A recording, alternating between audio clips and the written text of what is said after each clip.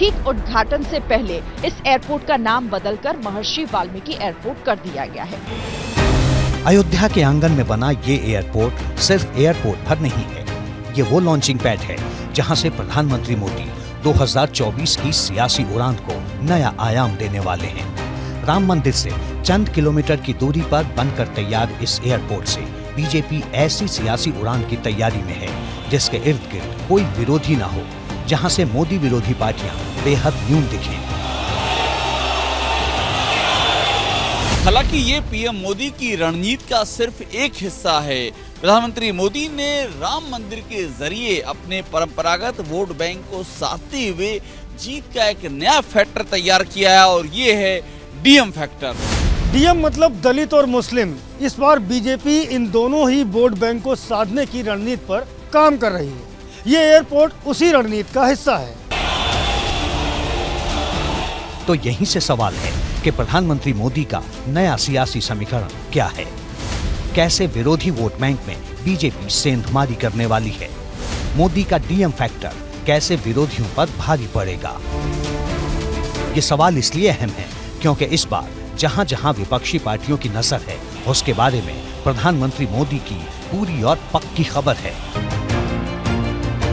मुसलमान vote bank को अपने पाले में करने की मोदी नीति की हम विस्तार से बात करेंगे, लेकिन उससे पहले जान लीजिए कि अयोध्या के इस एयरपोर्ट के जरिए बीजेपी ने कैसे दलितों को साधने की कोशिश की है।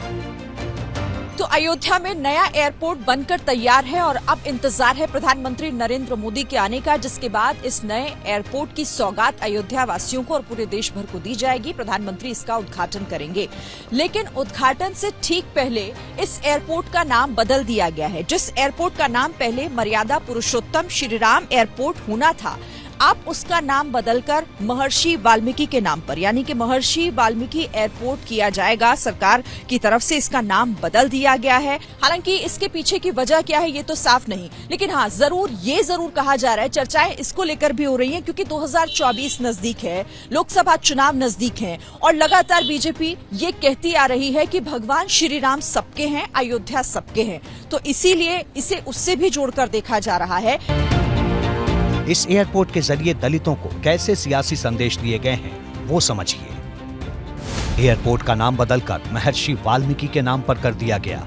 महर्षि वाल्मीकि को दलित समुदाय अपना आराध्य मानते हैं। वो दलित समुदाय जो न सिर्फ उत्तर प्रदेश में बल्कि समूचे देश में एक अहम फैक्टर है। यूपी में 42 सीटों पर दलित वोट बैंक 20% से भी ज्यादा है। पश्चिम बंगाल में ऐसी 26 सीटें हैं। तमिलनाडु में 21 सीटों पर दलितों का दबदबा है। पंजाब में 13, कर्नाटक में 11, राजस्थान में 10, आंध्र प्रदेश में 9, मध्य प्रदेश में 8, बिहार में 6, हरियाणा में 5, महाराष्ट्र में 4 और तेलंगाना में 3 सीटों पर दलित करीब 30% से भी ज्यादा हैं। कुल मिलाकर देश की 173 सीटों पर दलितों का असर है। इनमें से 84 सीटें दलितों के लिए आरक्षित हैं और इस वोट बैंक की फिक्र हमेशा ही बीजेपी को रही है। कांग्रेस स्वभाव से ही दलित विरोधी है। ये भाजपा है जो बाबा साहब से जुड़े पुण्य स्थलों को पंचतीर्थ के तौर पर विकसित कर रही है। बाबा साहब के बाद दशकों दूसरा दलित कानून मंत्री भी भाजपा ने ही बनाया है। देश के सबसे बड़े सूबे में दलितों की एकमुश्त रहनुमाई का दावा कर मायावती 4 बार सत्ता के शीर्ष पर पहुंची। अब जरा समझिए कि दलितों के वोट पर सियासत करने वाली कौन कौन सी पार्टियां हैं। यूपी में मायावती की बीएसपी है। यूपी में ही चंद्रशेखर की आजाद समाज पार्टी है। बिहार में पासवान परिवार की 2 पार्टियां हैं। बिहार में ही जीतन राम मांझी की पार्टी हम है और महाराष्ट्र में रामदास अठावले की पार्टी आरपीआई है।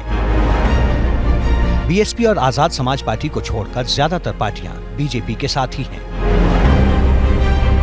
हालांकि ऐसा नहीं है कि सिर्फ उनके नाम पर सियासत करने वाली पार्टियों को ही दलितों के वोट मिलते हैं। कहीं कांग्रेस, कहीं आरजेडी, कहीं जेडीयू, तो कहीं दूसरी पार्टियों को भी दलितों के वोट मिलते आए हैं। लेकिन जब से भगवा सियासत के सेंटर में नरेंद्र मोदी खड़े हुए हैं, तब से दलित वोट बैंक बीजेपी की ओर शिफ्ट हुआ है। 2009 में बीजेपी को सिर्फ 12% दलित वोट मिले थे, लेकिन 2014 में यह 24% हो गया और 2019 में 34%। जब 2019 में बीजेपी को 303 सीटें मिली तो उसमें उनके दलित सांसद 2014 के मुकाबले 46 से बढ़कर 54 हो गए। बीजेपी के अलावा कांग्रेस, बीएसपी, एसपी या फिर दूसरी पार्टियों को दलित वोट कम मिले हैं। हालांकि इस बार जब बीजेपी का लक्ष्य 400 के पार जाना है तो दलितों पर फोकस बढ़ा दिया गया है। जैसा देश के गरीबों के साथ हुआ है, वैसा ही छल इस देश की माइनॉरिटी के साथ हुआ है। वोट बैंक की राजनीति में एक छलावा, एक काल्पनिक भय, एक काल्पनिक वातावरण और डर का माहौल पैदा कर करके उनको दूर भी रखा, दबा करके भी रखा और सिर्फ चुनाव में उपयोग करने का खेल चला।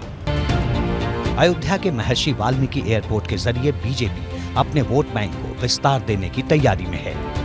हम सब जानते हैं कि वाल्मीकि जी का सनातन धर्म में प्रोग्राम की लीलाओं को अंकित करने में, वर्णन करने में बहुत बड़ा योगदान है। पास कहने के लिए कुछ नहीं है। विपक्ष डिरेल्ड है और देश की जनता ने, प्रदेश की जनता ने इन्हें कई बार नकार दिया है। हर बार भारतीय जनता पार्टी का वोट प्रतिशत माननीय मोदी जी के नेतृत्व में बढ़ा है। 14, 17, 19, 22 और 24 में हम प्रदेश की 80 की 80 लोकसभा सीटों पर विजय दर्ज करेंगे। जब बीजेपी ने एयरपोर्ट के जरिए दलित वोट बैंक को साधने का संदेश दिया तो इसे समझने में विरोधियों को ज्यादा वक्त नहीं लगा। सरकार नाम से हटकर काम की राजनीति करे तो ज्यादा अच्छा होगा। सरकार इस सरकार को सद्बुद्धि दे, भाजपा की सरकार को, कि ये जनता के हितों के बारे में सोचे और जनता की सुरक्षा के बारे में सोचे। अब आगे का सवाल यहीं से है कि पीएम मोदी पर दलित समाज का यकीन कितना है। क्या 2019 के मुकाबले ये बढ़ा है या फिर कम हुआ है? ये जानने के लिए हमारे रिपोर्टर पहुंचे दिल्ली की वाल्मीकि कॉलोनी में।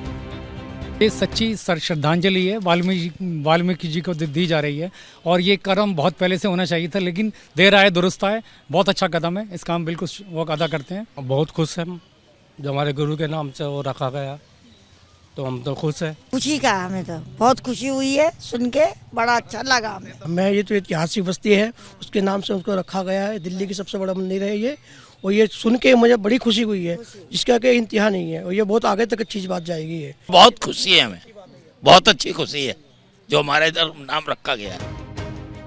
जाहिर है बीजेपी 34% के समर्थन को बढ़ाकर 50% के पार ले जाने की कोशिश में है, क्योंकि चुनावी राजनीति में अगर नरेंद्र मोदी को नई लकीर खींचनी है तो उसके लिए उन्हें परंपरागत वोट के साथ साथ दलितों के एक मुश्त समर्थन की भी जरूरत पड़ेगी।